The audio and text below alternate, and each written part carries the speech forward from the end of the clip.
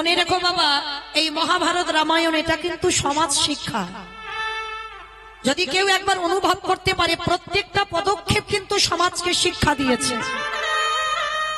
দ্রৌপদী কুরুসভার মাঝখানে দাঁড়িয়ে বলেছিল, যে নারীর লজ্জা চলে যায় তাকে সমাজ আর নারী বলে না।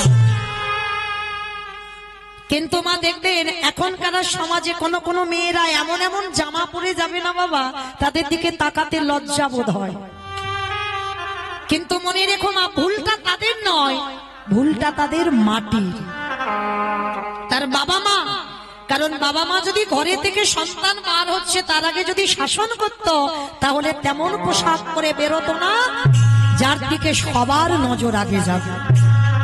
কারণ মনে রাখতে হবে বাবা, প্রত্যেকটা নারীকে, যে নারীর শরীর থেকে লজ্জা চলে যায় সে নারীকে সমাজে আর নারী বলে গণ্য করে না।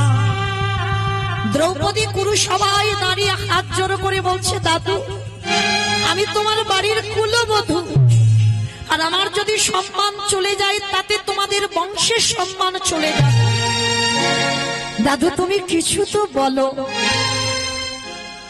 পিতামহ ভীষ্মের মতো ব্যক্তি, সব থেকে বয়স জ্যেষ্ঠ, মাথা নিচু করে আছে, কিছু উত্তর দিচ্ছে না। পাশেই বসেছিল অস্ত্রগুরু দ্রোণাচার্য গুরুদেব। দ্রৌপদী গুরুদেবের কাছে গিয়ে হাত জোড় করেছে, গুরুদেব আপনি কিছু বলেন। আমার দাদু কিছু বললো না, আপনি তো কিছু বলেন। গুরুদেব মাথা নিচু করে রইল। পাঁচটা যে নারীর স্বামী, 5 জনে দাঁড়িয়ে আছে, করজোর করে বলছে, স্বামী তোমরা কিছু তো করো। দুঃশাসন আমার বক্ষের কাপড় ধরে টানছে, কিছু তো বলো।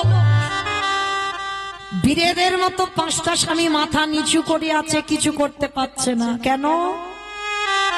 কারণ যুধিষ্ঠির তো বাবা দ্রৌপদীকে বাজি রেখেছে পাশা খেলায়। হেরে গেলে পাণ্ডবরা নিজেরাই তো দাসত্ব হয়ে গেছে, যা যা কিছু ছিল সব দিয়ে দিয়েছে, নিজেরা পর্যন্ত বিক্রি। শেষে বাবা একজনই বাকি ছিল দ্রৌপদী, তাকেও বাজি রেখে দিয়েছে। অনেক অনেক মানুষ আসে বাবা, দেখবেন এটাই শিক্ষা। জুয়া খেলায় এমন বাবা মেতে যায় যে তারা ঘরের জায়গা জমি সম্পত্তি সব বিক্রি করে দেয় না। অনেক ব্যক্তি আছে দেখবেন। তা পাণ্ডবরা যখন মাথা নিচু করে রইল, কিছু বলতে পারছে না, তখনই দ্রৌপদীর চৈতন্য হলো। ও তার মানে আজ আমার ঘোর বিপদে আমার 5টা বীরের মতো স্বামী, এরা কিছু করতে পারবে না। যার ইচ্ছা মৃত্যু, পিতামহ ভীষ্ম দেখে হাসছে, নিচু হয়ে গেল, মাথা কিছু করতে পারলো না। অস্ত্রগুরু দ্রোণাচার্য তিনিও মাথা নিচু করলো। তার মানে আমার কাছে তো কেউ নেই। সেই দ্রৌপদী বুঝেছে বাবা, একটু দেরিতে বুঝেছে, যেটা আপনাদের আমাদেরও হয়। দ্রৌপদী মনে মনে ভাবলো, তাহলে তো শেষ রক্ষা একজনই করবে, সে হলো আমার সখা কৃষ্ণ। কি বাবা, এই ভুলটা আমরা করি না?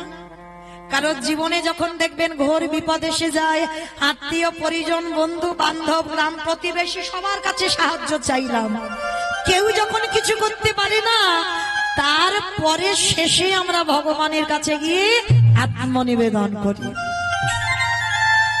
কিন্তু মা, যার কাছে প্রথমেই গেলে তোমার কাজ হয়ে যাবে, আমরা এমন মূর্খ জীব, আমরা প্রথমে তার কাছে যাই না। দ্রৌপদী যখন বুঝতে পারলো এরা আমার কেউ নয়, সব জড় জগতে, যে রক্ষা করবার মালিক আমি একবার তাকে ডেকে দেখব। ও তাহলে তুমিও চাও যে একটা নারীর সম্মান চলে যা। দ্রৌপদী এক হাতটা বক্ষে দিয়ে এক হাত দিয়ে ডেকেছিল, হে ব্রজেন্দ্র নন্দন কৃষ্ণ দেখা দাও। ভগবান এলো না। হে দ্বারকাধিপতি কৃষ্ণ দেখা দাও, এলো না। হে গোলকপতি কৃষ্ণ দেখা দাও, এলো না। 3বার দ্রৌপদী ডেকেছে, কৃষ্ণ আসছে না, রথের উপরে বসে আছে। শেষে দ্রৌপদী রেগে গিয়ে বললেন, ও তার মানে তুমিও চাও একটা নারীর সম্মান চলে যাক। বেশ, তুমিও যখন এটাই চাইছো আমিও এটাই করব, দেখি তুমি কি করে থাকতে পারো। কারণ আমার দেহ মন প্রাণটা তো আমি সবটাই তোমার চরণে দিয়েছি। দেখি তুমি এবার কি করে থাকো।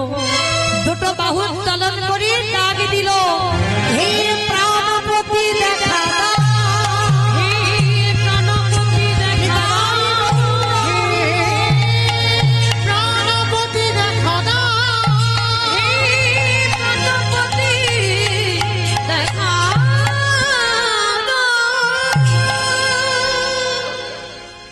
যেই না বলেছে প্রাণপতি দেখা দাও, রথের উপরে বসে আমার কৃষ্ণ আঙুল থেকে কাপড়টা খুলছে।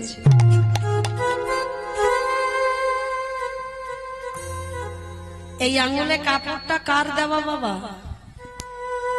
এ তো দ্রৌপদীরই দেওয়া। সেই যে যেদিন শিশুপাল বধ হয়েছিল, এই শিশুপাল বাবা জন্মাবার পরে 4টে হাত হয়েছিল। আপনাদের আমাদের মতো 2 হাত নয়, 4টে হাত হয়েছিল শিশুপালের জন্মের পর। আর শুধু 4টে হাত নয় মা, কপালে একটা চোখ হয়েছিল, যেমন আমাদেরও আছে, সেটা ঢাকা আছে। আমাদের চোখ হঠাৎ খুলে না, আর যে খুলে যাবে বাবা সে কি আর সংসারে থাকবে? কিন্তু শিশুপাল জন্মাবার পরে 4টে হাত হয়েছিল আর 3টে চোখ, মানে কপালে একটা চোখ দেখা যাচ্ছিল।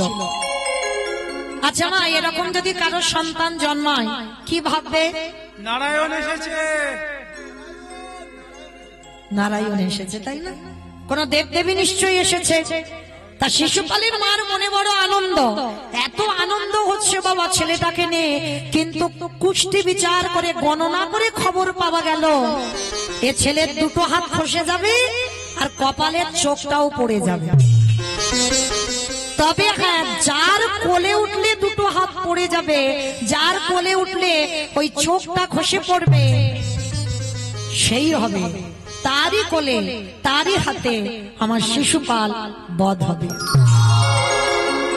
বাবা এই খবরটা যখন মা জেনে যায়, মা কি করেছে, যত যত লোক ছিল রাজ্যে, মানে সবার কোলে শিশুপালকে দিয়েছে, মানে যত যত লোক গ্রামে সব নিয়েছে শিশুপালকে কোলে। শুধু 2 জন বাকি আছে, এক হলো আমার কৃষ্ণ আর বলরাম। তা বিশ্বের স্রষ্টা মালিক ভগবান তো খবর পেয়ে গেছে বাবা ভাই জন্ম নিয়েছে, কারণ শিশুপালের মাকে কৃষ্ণ পিসিমা বলে ডাকতো। তা বলরাম দাদাকে বলছে, ও দাদা, দাদা গো চলো না, আমাদের একটা পিস্তত ভাই হয়েছে, একটু দেখে আসি। এই তুই এইটুকু ছেলে, তুই যেন গিয়ে ঝামেলা করবি না যে ভাইকে নেব ভাইকে নেব, তুই কিন্তু নিবি না, কারণ তুই নিলে কোলে থেকে যদি কোথাও পড়ে যায় বাবা হাতে পাতে লেগে যায়।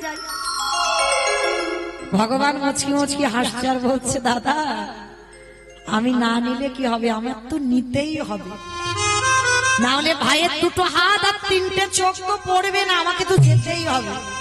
সবই তো বিশ্ব ব্রহ্মাণ্ডে আমার ইচ্ছাতে চলে, তুমি বুঝতে পারছো না আমি তোমার কাছে কে দাঁড়িয়ে আছি। তাই এবার কৃষ্ণ বলরাম 2 ভাই গেছে পিস্তত ভাইয়ের সঙ্গে দেখা করতে। পিসিমার কাছে গিয়ে বলছে, পিসি পিসি শুনলাম আমাদের নাকি একটা ভাই হয়েছে, দাও ভাইকে একটু কোলে দাও। যেই না বলেছে ভাইকে কোলে দাও, বলরাম বলছে, কানাই তুই কিন্তু নিবি না, ওখানে বস। এইবার বলরাম নিয়েছে কোলে, আর আমার দুষ্ট কানাই গিয়ে বলছে, ও দাদা, দাদা গো আমার একটু দাও না। ঠিক আছে আমি দাঁড়াবো না, আমি এক জায়গায় বসবো, তুমি আমার কোলে দাও। তা পিসিমা বলছে, বলরাম ও যখন এত বায়না করছে, ঠিক আছে ও এক জায়গায় বসুক, ওর কোলে একটু দে। আর যেই না শিশুপালকে দেওয়া, সঙ্গে সঙ্গে আমার 2 হাত আর কপালের চোখটা খসে পড়ে। সঙ্গে সঙ্গে পিসিমা করজোর করে বলল, কৃষ্ণ কৃষ্ণ। কৃষ্ণের হাতটা মাথায় নিয়েছে পিসিমা, কথা দে বাবা, তুই তোর ভাইকে মারবি না। পিসি তুমি যে কি বলো না, আমি নাকি আমার ভাইকে মারবো, ও তো ছোট, ওকে মারবো কেন? না রে বাবা, আমার শিশুপালের কুস্তিতে গণনা করা আছে, যার কোলে উঠলো 2 হাত খসে যাবে, সেই মারবে আমার ছেলেকে। আমি বুঝতে পেরেছি তুই মারবি আমার ছেলেকে। দূর পিসি, তুই ওইসব কথায় কান দিও না, সব মিথ্যা। না মিথ্যা নয়, না মিথ্যা নয়, ওটাই সত্যি বাবা। কথা দি তুই তোর ভাইকে মারবি না। পিসিমা কাঁদছে। আর বাবা, ভগবান তো দুটো বস্তু মোটে সহ্য করে না। এক হলো ভক্তির চোখের জল, এক হলো ভক্তির অহংকার। যেই না পিসিমা কাঁদছে, আমার ভগবান তো করুণা সিন্ধু, হৃদয়টা দুলে উঠেছে। পিসিমার কাছে হাত জড়ো করে বলছি, পিসি তুমি কেঁদো না, আমি কথা দিলাম আমার ভাইয়ের 100টা অপরাধ আমি ক্ষমা করে দেব। কিন্তু যেদিন একাধিক হয়ে যাবে সেদিন কিন্তু আমি আমার ভাইকে ক্ষমা করব না। সঙ্গে সঙ্গে পিসিমা চোখের জলটা মুছে নিয়ে কোমরে হাত দিয়ে বলল, কৃষ্ণ আগে 100টা করুক তো। আমার কি হলো বুঝতে পেরেছো? একটু আগে কাঁদছিল বলে কৃষ্ণ বলল, পিসিমা কেঁদো না, আমি ভাইকে মারবো না, 100টা অপরাধ ক্ষমা করব। সঙ্গে সঙ্গে উল্টে গেছে, 100টা অপরাধ করুক তো। পিসি অহংকার করো না, তুমি বুঝতে পারবে না কখন তোমার শিশুপালের একাধিক অপরাধী। শিশুপালের থেকে কৃষ্ণ অনেকটা বড়। সবার মাঝখানে গিয়ে যখন শিশুপাল কৃষ্ণ নিন্দা করছিল না, কৃষ্ণকে অপমান করছিল, ভগবান গিয়ে ভালো করে বলেছিল, ভাই বড় দাদার সঙ্গে কিভাবে কথা বলতে হয় এখনো শিখিসনি? চুপ কর। শিশুপাল বলছে, আমি তোকে দাদা বলে মানি না। একটা গোয়ালা জাতি, একটা গোয়ালার ছেলে, কত আবার গোপীদের নিয়ে কত লীলা কীর্তন করি। আবার যে নারীর পাঁচটা স্বামী আছে তাকে আবার তুমি সখী বলে ডাকো। আমি কি জানি না তোমার চরিত্র? না বুঝি না। বারবার কৃষ্ণ বলছে, শিশুপাল মুখ বন্ধ করো, মুখ বন্ধ করো। এই সভার মাঝখানে তুমি আমাকে অপমান করতে পারো না। আর আমাকে অপমান করার সঙ্গে সঙ্গে আমার ভক্তকে অপমান করছো। আমি তোমাকে ছেড়ে দেব না। শিশুপাল বলছে, কৃষ্ণ আমি হিসাব করে রেখেছি, 100টা এখন হয়নি। ভগবান বলছে, শিশুপাল কখন 100-র বেশি হয়ে যাবে তুমি নিজে বুঝতেই পারবে না। আর কৃষ্ণ নিন্দা করতে করতে একাধিক হয়ে গেল। ভগবান সুদর্শন চক্রকে আহ্বান করে শিশুপালের মস্তকটাকে ছেদন করে যখনই মাথাটা কেটে দিল না, সবাই লক্ষ্য করছে শিশুপালের মাথাটা লাফাচ্ছে, ছটফট করছে। একদিকে দেহ, একদিকে মাথা। কিন্তু সবার মাঝখানে এক নারী জাতি দ্রৌপদী দাঁড়িয়েছিল। লজ্জা ঘৃণা ভয় কিছু না করে, স্বামীদের ভাবনা নাও ভেবে ছুটে গিয়ে দেখেন আমার কৃষ্ণ যে আঙুলে সুদর্শন ধরেছিল না, আঙুলটা কেটে গিয়ে রক্ত ঝরে ঝরে পড়ছে। তাড়াতাড়ি ছুটে গিয়ে দ্রৌপদী কাপড়টা ছিঁড়ে সখা কৃষ্ণের আঙুলে বেঁধে দিয়েছে। যেই না ভগবানের হাতে বেঁধে দিল, দ্রৌপদীকে হৃদয়ে ধরে বলল, সখী গো, এই জগতে অনেকে আমায় ভালোবাসে বটে, কিন্তু তুমি লজ্জা ঘৃণা ভয় না করে তুমি সবার মাঝখান দিয়ে এসে তোমার লজ্জা নিবারণ করা বস্ত্র তুমি আমার আঙুলে বেঁধে দিয়েছ। তবে সখী, যদি কোনোদিনই তোমার বস্ত্রের প্রয়োজন হয়, একবারে তুমি হা কৃষ্ণ প্রাণ কৃষ্ণ বলে ডেকো। আমি পৃথিবীর যেখানে থাকি না কেন, আমি তোমার ডাকে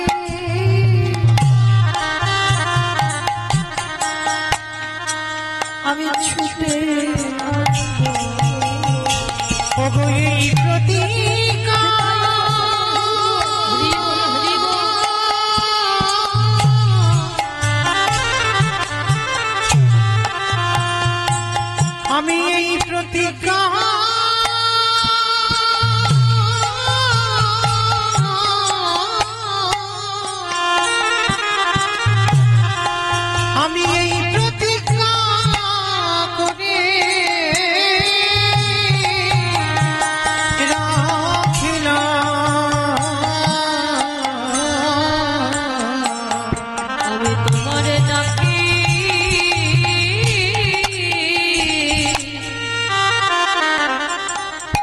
সখী ছুটে আসবো। তাই তো আজকের বাবা যেখান থেকে দুঃশাসন বস্ত্র টেনে নিয়েছি, কৃষ্ণ আঙুল থেকে কাপড়টা খুলে দ্রৌপদীর কাপড়ে জুড়ে দিয়েছে। মানে যত টানছে মা, কাপড় আর ফুরাচ্ছে না। তা যখনই শেষই হচ্ছে না, আমার দ্রৌপদী তাকিয়ে দেখছে কৃষ্ণ দাঁড়িয়েছে। আচ্ছা সখা, আমি তো তিনবার ডাকলাম, তোমার আসতে এত দেরি হলো কেন? ভগবান বলছে আমি দেরি করিনি, দেরি তো তুমি করেছো। বলে কেন? বলে আচ্ছা সখী, তুমি প্রথমে কি বলে ডেকেছো? বলে কেন? প্রথমে আমি বলেছি হে ব্রজেন্দ্র নন্দন কৃষ্ণ দেখা দাও। কোথায় বৃন্দাবন আর কোথায় হস্তিনাপুর, টাইম লাগবে না আসতে? তারপরে কি বলেছ? হে দ্বারকাধিপতি কৃষ্ণ দেখা দাও। কোথায় হস্তিনাপুর আর কোথায় দ্বারকা, টাইম লাগবে না? 3 দিনের রাস্তা, টাইম লাগবে না? তারপরে কি বলেছ?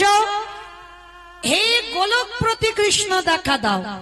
কোথায় হস্তিনাপুর আর কোথায় গোলক, টাইম লাগবে না? দ্রৌপদী বলছে বেশ আমি মানলাম, তাহলে 3 বারের ডাকে এলে না, 4 বারের ডাকে কেন এলে? বলে সখী 4 বারে কি বলেছো বলো তো? বলে কেন? আমি বললাম প্রাণপতি দেখা দাও। বাহ, তোমার হস্তিনাপুর কোথায় আর তোমার প্রাণ কোথায়? ও হে সখী গো,